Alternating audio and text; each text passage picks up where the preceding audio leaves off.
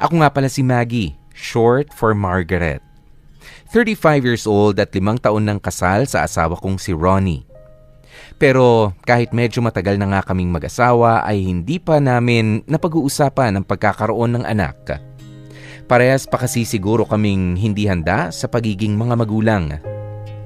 Popoy, kahit na noong mag-boyfriend at mag-girlfriend pa lamang kami ni Ronnie ay may pagka-chick boy na talaga ang asawa ko. Ilang beses ko na nga siyang nahuling may iba noon, pero sa bandang huli ay ako pa rin naman ang pinipili niya. Yun siguro ang dahilan kung bakit pumayag pa rin akong mapakasal sa kanya. Nasa isip ko na kaya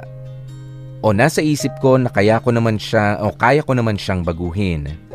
Sa tapang at katarayan kong taglay, Popoy, madalas ay nasisindak ko pa rin naman si Ronnie. Kaya lang kahit na nga mag-asawa na kami ay hindi pa rin niya maiwasan ang magkamali at ang saktan ako. Ate, ano yun? Ano po may nakita po kasi ako. Nakita? Anong nakita mo? Ano po, doon po sa... Ano ba yun? Sabihin mo na, pinapatagal mo pa eh. May nakita po kasi ako doon sa polo shirt ni Kuya. May bahid po ng... Nang? Pwede ba Inday? Diretsuhin mo na ako. Anong nakita mo sa polo shirt ng kuya mo?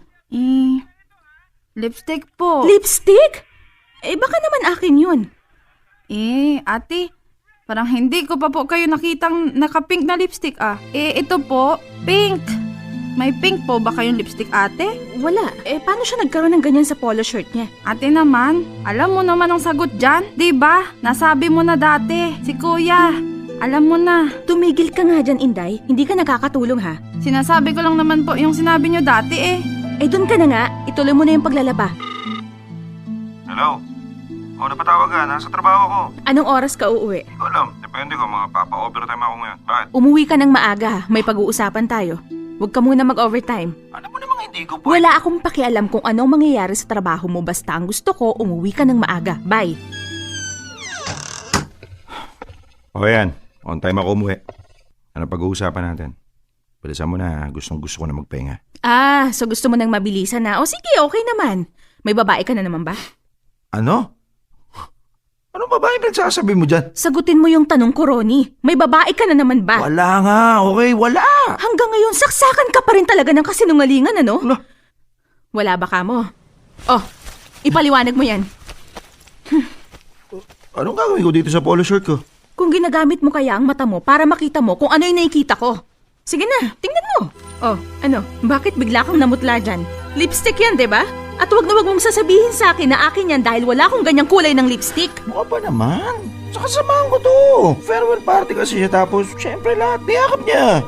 Baka lang hindi sinasadyang matapat yung labi niya sa polo ko kaya nagaman siya ng ganito. Ang galing gumawa ng kwento dapat pala writer na lang yung pinasukan mo Ang galing. Nagsasabi ako ng totoo, Maggie. Ikaw lang tong paranoid. Ang bibintang ka na wala namang kakwenta-kwenta. Porke nagkamali lang ako ng isang beses, yun agad yung iisipin mo dahil sa nakita mo. Ano, pinatawad mo ba talaga ako? O baka naman pilit lang yung pagpapatawad mo sa akin? Hoy Ronnie wag mong ibaling sa akin ang mali. Alam mong napatawad na kita. Pero hindi ko naman kontrolado yung pagiging babaero mo. Ikaw, mahal mo ba talaga ako? O baka naman ako nga ang nasa puso't isip mo pero dyan sa loob ng zipper ng pantalon mo, ibang babae yung hinahanap mo. Bahala ka na kung ano gusto mong isipin. Basta ako, malinis yung konsensya ko. Ano, gusto mo paranoid? Di gawin mo. Sarili mo lang, di naman yung pinahihirapan mo. Popoy, may mga araw na tinatanong ko mismo ang sarili ko. Wala lang ba talaga akong tiwala sa asawa ko o may dahilan lang ako para hindi magtiwala kay Ronnie? Mahal ko naman siya. Hindi naman ako magpapakasal sa kanya kung hindi. Pero minsan ay umiiral lang sa akin ang pagiging paranoid, lalo na kapag may nakikita akong kahinahinala. Tulad na lamang sa nakita kong lipstick mark sa polo niya. Mga ilang araw ko ring pinag-isipan ang idinahilan niya sa akin. Kaya lang, parang may bumubulong sa akin, Popoy, na sa pagkakataong ito ay may bagong babae na naman si Ronnie. Nag-imbestiga ako. Nagmukha nga akong pulis dahil habang nasa trabaho si Ronnie ay hinalungkat ko ang mga gamit niya, pero sa bandang huli ay wala rin naman akong nakita. Hanggang isang gabi, habang naliligo siya ay pasimple kong tiningnan ang cellphone niya. Nagulat pa nga ako dahil may password ang cellphone ni Ronnie. Kung todo isip ako sa mga pwede niyang gawing password hanggang sa nabuksan ko rin. At dito ko na nga nalaman ang lahat na niloloko na naman ako ng asawa ko sa pangalawang pagkakataon. Igala mo yung mga mata mo, Inday, ha? Kapag nakita mo ang Brunhilda na yon, sabihin mo agad sa akin. Sige po ate, akong bahala. Ate! Oh, nakasale oh! Tumigil ka nga, Inday. Nandito tayo para hanapin yung babae, hindi para mamasyal. Sorry po. Patingin nga po ulit ng picture nitong Brunhilda na to, ate. Ah, ang ganda, ate. Batang-bata, oh. At ang vest, ay sus mio, kakinis. Wala man lang kapimpol-pimpol ba? Ah, so nagagandahan ka sa kanya. Oo, ate, ay pwedeng mag-artista. Sige, mamaya, kapag nakita na natin siya, ibibigay na kita sa kanya, ha? Nagagandahan ka pala. Ha? Hindi, ate, ito naman. Siyempre, sa'yo pa rin ako. Loyal ako sa'yo eh. Kakasabi mo lang na maganda siya eh. Ano ka? Balingbing? Hindi po. Sinasabi ko lang po na maganda siya pero siyempre, mas maganda pa rin po kayo. Si ate talaga. Ay nako, tigilan mo nga ako. Hanapin mo na lang siya, bilisan mo na. Eh, ate, ano pong gagawin niyo kapag nakita na natin siya? Sasabunutan? Sasampalin? Tatadyakan? O hihilahin palabas ng mall habang hila-hila ang buhok niya? Ano akala mo sa akin? Iskandalosa. Syempre hindi ko naman gagawin yun, no? Kakausapin ko lang. Kakausapin lang? Seryoso po kayo, ate? Oo. Ay naku, may pinag-aralan akong babae ah. Hindi ako katulad ng iba na basta-basta na lang sumusugod. Baka sumikat pa ako sa Facebook, no? Dapat pag nagalit may class. Kasi syempre ako ang legal wife. Kaya bakit ko ba ibababa yung sarili ko sa isang kabit lang? Ay, kagaling ate. Tama. Ganyan nga ate, sayang ang ganda. O dali na, hanapin mo na. Ay, sige po ate. Ay, hindi natin siya makita dito eh. Doon tayo sa makeup section. Ate, nakita ko na. Ayun na oh. Saan? Yung nakatali ang buhok. Yung may kausap na customer. Ah, nakita ko na. Tara, lumapit tayo. Kunwari bibili ako ng makeup.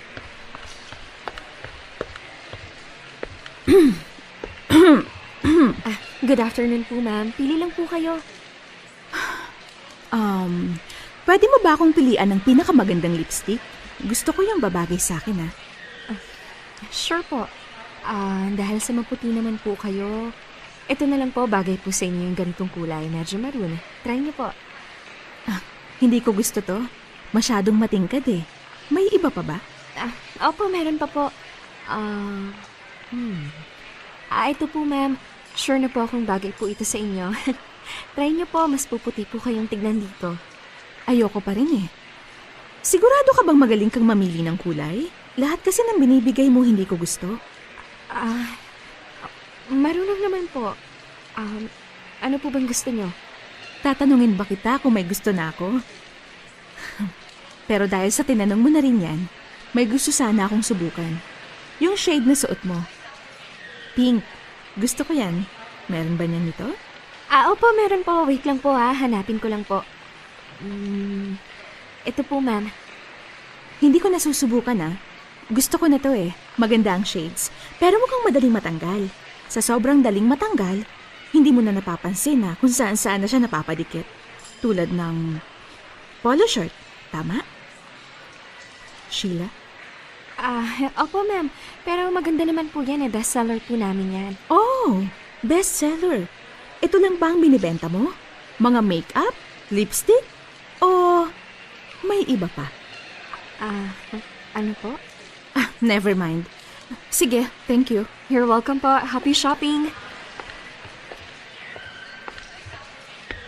Ang iksing pagtataray naman nun, ate.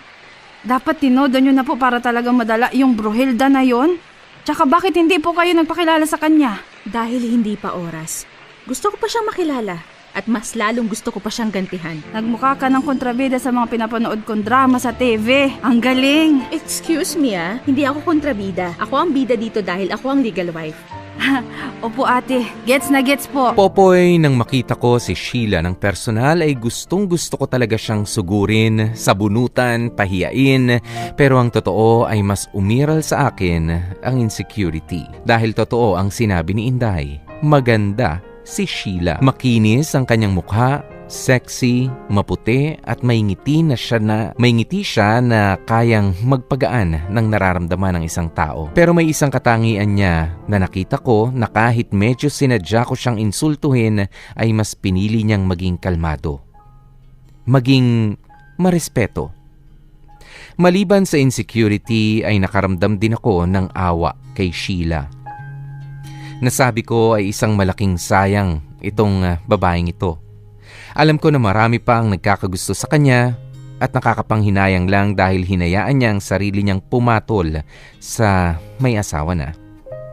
Sa kabila ng nararamdaman kong galit sa kanya ay binigyan ko pa rin siya ng benefit of the doubt. Naisip ko na baka hindi naman niya alam na may asawa pala si Ronnie. Kaya ang ginawa ko ay tinuloy ko pa rin ang pagkilala kay Sheila.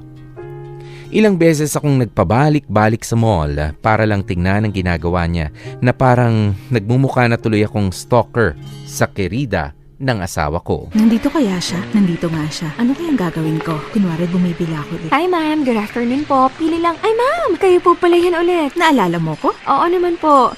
Kayo po yung babaeng bumili ng lipstick na katulad sa shade na suot ko, di ba? Tsaka matandain po talaga ako sa mukha, lalo na po kung kasing ganda nyo. May bibilihin po ba kayo ulit? Lipstick po? Hindi. Iba naman. Actually, hindi ko alam eh. Wala naman ako masyadong alam sa mga makeup. Gusto ko lang bumili. Wag po kayong mag-alala ma'am, ako pong bahala sa inyo. Alam ko na, gusto niyo pong make-upan ko po kayo? Pwede ba? Oo naman po. Para malaman niyo rin po kung ano yung magandang ayos, magandang shade at kung ano-ano pa na babagay po sa inyo. Upo na lang po kayo dito. Ayan, game na po? Sure. Talaga bang hilig mo ang makeup? Opo. Kaya nga po natuwa ako nang dito ako inassign sa makeup section. Kasi ito naman po talaga yung gusto ko. Ayan. Tapos na po kitang lagyan ng concealer.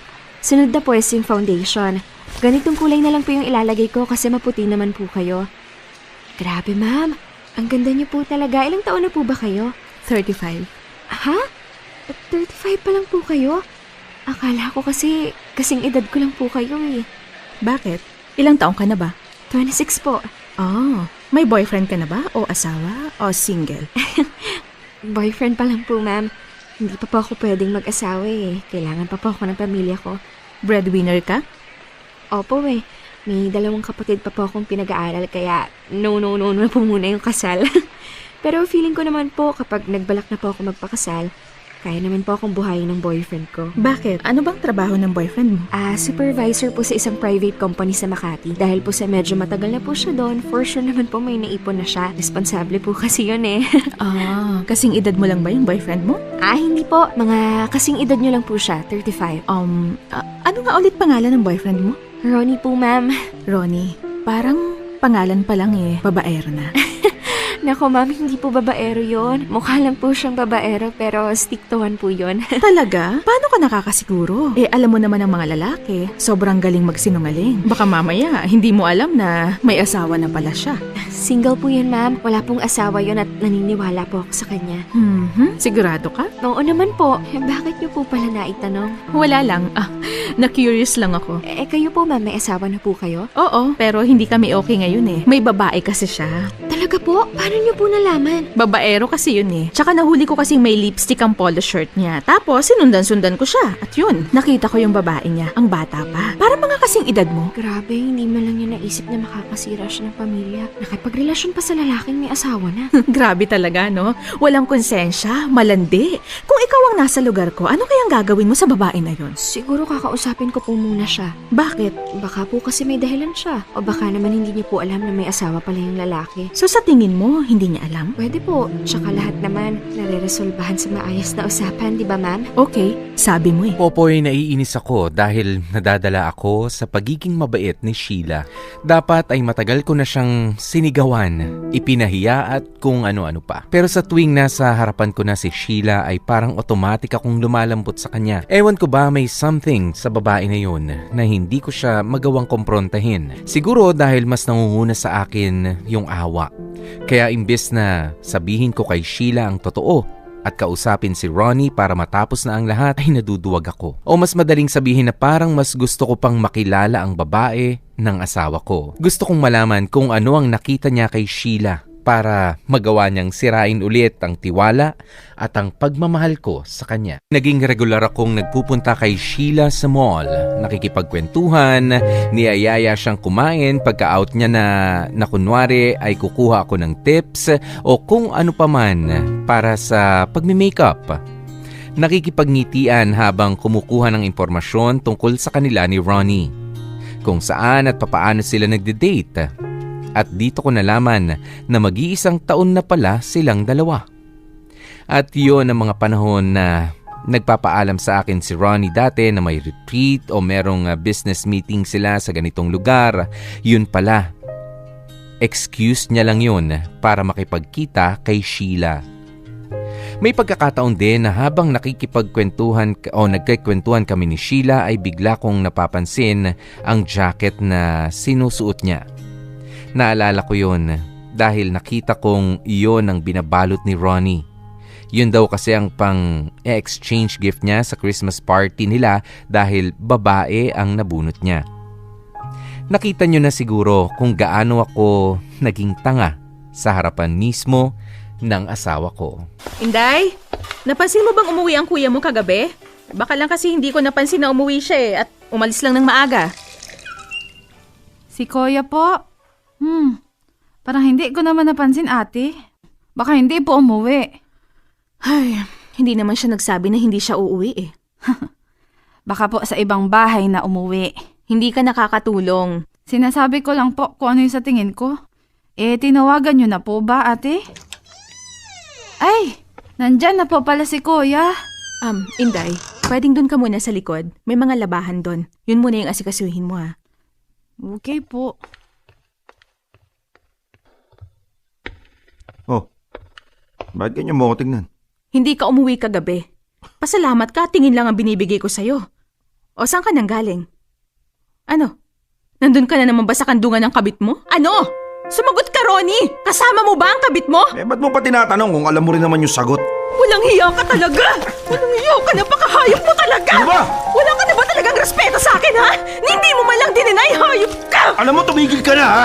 Ikaw ang tumigil na! Itigil mo na to, Ronnie, kung ayaw mo kung mismo ang mawawala sa'yo. Konting respeto naman! Yun lang ang inihiling ko sa'yo.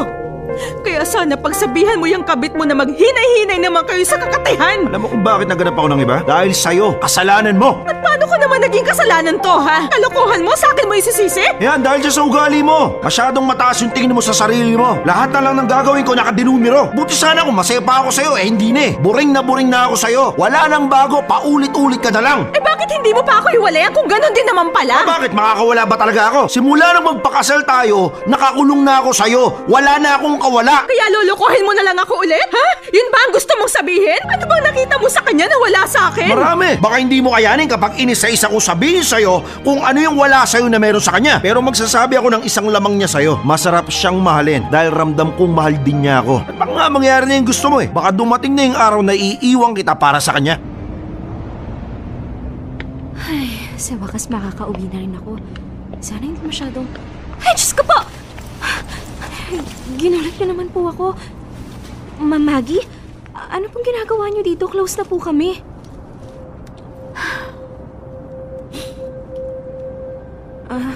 Ma'am, ayos lang po ba kayo? Ano pong nangyari? Bakit po kayo umiiyak? Ano po bang nangyari? Na-hold up po ba kayo? Muntik tang madukot, Marie? Ano po sabihin niyo po sa akin, ma'am? Bakit? Ano pong bakit? Ano po bang ibig niyong sabihin? Umamin ka na! Parang awa mo na. Umamin ka na. Nang ano po? Ma'am, wala po akong maintindihan sa mga Kabit! Ma'am, wala po talaga akong alam sa mga sinasabi. Layuan mo ang asawa ko. Dahil kung hindi, patawarin sana ako ng Diyos sa gagawin ko sa'yo. Huwag mong sirain ang buhay na matagal kong pinaghirapan. Mahal ko ang asawa ko. At hindi ako papayag na maagaw mo siya sa akin. Kaya tumabi-tabi ka kung ayaw mong gawin ko sa'yo ang hindi maganda. Popoy, para akong bulkan na matagal nang nanahimik kaya naging sobra ang naging pagsabog. Na parang lahat ng nararamdaman kong sakit, galit, inggit ay nailabas ko sa isang gabi lang. Awang-awa ako sa sarili ko. Bakit kaya ganun, Popoy? Bakit kung sino pa yung totoong nagmamahal, yung paulit-ulit na nagpapatawad, ay sila pa yung mas hindi pinapahalagahan? Nakaramdam ako ng kawalan ng respeto dahil hindi man lang ako nakarinig na kahit ano, kahit na isang sorry mula sa asawa kong si Ronnie. At hindi lang yun, umuwi pa rin siya sa bahay na parang walang nangyari. Hindi niya lang ako tinatabihan sa kama at kinikibo na parang ang nangyayari ay ako pa ang may kasalanan ng lahat. Sorry na late ako. May mga ginagawa pa kasi ako bago pumunta dito. Umorder ka na ba? Hindi pa. Mamaya na lang siguro. Sige. Paano mo pala nakuha yung number ko? Kabit ka ng asawa ko. Malamang madali para sa akin na malaman ang number mo. Una sa lahat, lilinawin ko lang hindi ko alam na may asawa na pala si Ronnie. Kaya hindi ko rin alam na nagiging kabit na pala ako. Biktima rin ako dito. Iba na talaga ang mga kabit ngayon, ano? Ang galing magpalabas na sila ang biktima. Pero ang totoo, kayo naman talaga ang naninira. Kayo ang mga anay na naninira ng bahay. Siguro nga kabit ako, pero iba ako sa kanila. Dahil uulitin ko, hindi ko alam na may asawa na pala si Ronnie. Dahil kung alam ko, iiwasan ko naman siya eh. Bakit ko ilalagay yung sarili ko sa sitwasyon na mapapahamak lang ako? Ang dapat kasing ginawa mo, inalam mo muna kung may sabit yung lalaking kinakalantari mo. Pero anong ginawa mo? Pinairal mo yung puso mo. Yung kagustuhan mo magkaroon ng boyfriend. Tingnan mo tuloy ang nangyari sa'yo. Naging kabit ka nang wala sa oras. Kailan mo pa alam na may relasyon kami ng asawa mo? Matagal na. Matagal na? Nakuha ko ang pangalan mo dahil sa asawa ko. Nalaman ko na natatrabaho ka sa isang mall na malapit sa amin. Kaya ayun, sinubukan kong hanapin ka. Yung unang araw na nagkita tayo, planado mo yun? Oo. At yung mga pagpunta-punta mo sa akin, pati yun kasama? Gusto ko kasi makilala yung babae ni Ronnie. Ibig mong sabihin yung pakikipag-usap mo sa akin, yung pakikipaglapit mo sa akin, hindi totoo yun? Na-curious ako sa'yo eh. Kasi dati kapag nahuli ko siya, hinihiwalayan niya kaagad yung babae. Pero ngayon, harap-harapan na niya akong niloloko. Curious ako kung ano yung nakita niya sa'yo para ipaglaban ka niya ng ganito. Ano bang pinakain mo sa asawa ko? Ba't baliw na baliw siya sa'yo? Hindi ko alam. Sigurado ka? Baka kasi ginayuma mo si Ronnie kaya siya naging ganun. Baka naman kasi pinabayaan mo kaya nagawa niyang maghanap ng iba. Naisip ko rin yan eh. Pero sabi nga nila, kapag malandi ang kalaban mo, talong-talo ka na. Hindi ako malandi. Anong tawag mo sa ginawa mo? Naging kabit ka, hindi ba? Dahil hindi ko nga alam. Ano bang hindi mo maintindihan doon? Ang hirap kasi sa'yo, mas inuuna mo yung galit mo. Hindi mo iniisip na biktima rin ako dito dahil hindi nga nagsabi sa akin ng totoo si Ronnie. Ang tanga mo kasi! Alam mo, sa ating dalawa, ikaw yung mas masama yung ugali eh. Bakit? Dahil pinaglaruan mo ko. Nakikipaglapit ka sa akin na akala ko nakikipagkaibigan ka pero ang totoo, gumaganti ka ng pailalim. Pwede mo namang sabihin sa akin yung totoo eh. Bakit kinailangan mo pang magkunwari? O diba? Hindi ka nakaimik? Kasi alam mo yung totoo. Takot ka rin kasing malaman yung katotohanan na pinagpalit ka ng asawa mo. Anong sinabi mo? Bakit hindi ba? Kasi kung hindi, sa una pa lang magsasabi ka na sa akin. Dahil sinasabi ko sa'yo, hindi ako lalaban. Hindi ako gaganti sa'yo. Kasi alam ko na mali yung sitwasyong pinasukan ko eh. Mali yung lalaking minahal ko. Kahit anong iyak mo, kabit ka pa rin. Alam ko na ngayon. Sige, hihingi na lang din ako ng tawad. Kasi tama ka naman eh. Dapat mas inalam ko yung totoo. Mas kinilala ko si Ronnie. Pero uulitin ko, hindi ko piniling maging kabit. Popoy, masakit man ang salitang sinabi ko kay Sheila. At some point, naiintindihan ko siya. Tama naman kasi siya. Biktima rin siya sa sitwasyon. Nagmahal lamang din siya sa maling tao na katulad ko. Sa totoo lang may mali rin naman ako, Popoy. Dahil alam ko ng mali ay pinabayaan ko pa. Na hindi na nga magandang nangyayari, pinaglaruan ko pa. Kaya ang nangyari, ako tuloy ang umuwing talunan. Ilang beses kong pinag-isipan ang mga dapat kong gawin. Ilang beses kong tinanong ang aking sarili kung gusto ko pa ba itong buhay na meron ako. Kung dapat ko pa bang ipaglaban ang pagsasama namin ni Ronnie. Kung tama bang tuparin ko pa ang pangakong binitiwan sa harap ng asawa ko at sa harap ng Diyos. Dahil sa totoo lang ay gulong-gulo na rin ako. Pero alam ko rin na dapat ay gumawa ako ng desisyon. At Popoy, sa pagkakataong ito, masuunahin ko na ang sarili kong kapakanan. Ate, ito na po ang pinapakuha ninyo. Salamat, Inday. Ate, ako rin po mag-iimpake na rin. Ha? Bakit? Uuwi ka na sa inyo? Hindi po. Kung nasan po kayo, nandun din po ako. Siyempre, loyal po ako sa inyo eh. O sige, ikaw ang bahala. Sige po ate, wala na po kayong ibang kailangan? Wala na. Mag-iimpake lang po ako. Maggie, huwag ka na magdalawang isip. Tama tong ginagawa mo. Ano ginagawa mo? Saan pupunta? Aalis na sa buhay mo. Ano ibig mo sabihin? Maghiwalay na tayo. Maghihiwalay? Paano maghihiwalay? Maghiwalay? Iiwanan na kita. Pwede ba magitigilan mo na to? Tama na! Kaya ko nga to ginagawa eh. Kasi gusto ko nang itigil to, itama ang mali. Tayo maghihiwalay. Ayoko. Bakit?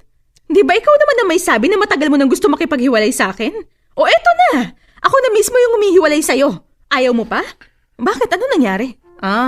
Teka, parang nahuhulaan ko na kung bakit eh. Nakipaghiwalay na sa'yo si Sheila, no? Ako nakipag-iwalay sa kanya. At bakit? Dahil na-realize kong mas mahal pala kita. Teka, joke ba yan ha? In fairness, nakakatawa. Mas mahal mo pa pala ako. Kailan pa? Nung nakipaghiwalay na siya sa'yo? At ngayong wala na kayo, babalikan na sa akin, tama ba ako? Hindi yan totoo. Oh, talaga? Pwede ba? Huwag mo akong utuin. Nagising na ako sa katotohanan na kahit anong gawin ko, kahit ganun ako katagal maghintay, hindi ka magbabago. Ubus-ubus na ako sa'yo, Ronnie. Wala na akong tinira para sa sarili ko. Please, Maggie, ayusin natin to. Pwede pa naman, di ba? Pwede na, kasi wala nang Sheila. Wala ka ng babae. At kapag meron na naman, babaliwalain mo na naman ako ulit. Ano bang tingin mo sa akin ha? Reserba? May pinag-aralan akong tao, Ronnie. Hindi ako inalagaan at pinag-aral para magpakatanga sa lalaki. Isa na ngang malaking katangahan na nagpakasal ako sa'yo eh. Kahit alam kong ganyan ka. Ayoko nang dagdagan yon. Sinasabi mo lang yan dahil galit ka. Hindi. Sinasabi ko to dahil natauhan na ako. Dahil ayoko na, dahil tapos na ako sa'yo. Hindi ako papayag. Hindi tayo maghihiwalay. Sige, para sa'yo hindi tayo maghihiwalay. Pero para sa akin wala na. Pagod na ako sa'yo, Ronnie. Bakit, Maggie? Hindi mo na ba ako mahal? Mahalaga pa ba yun? Kung binabaliwala mo lang, minahal kita ng buong puso ko. Sinabi mo nun na pinabayaan kita pero yung totoo, ako ang pinabayaan mo.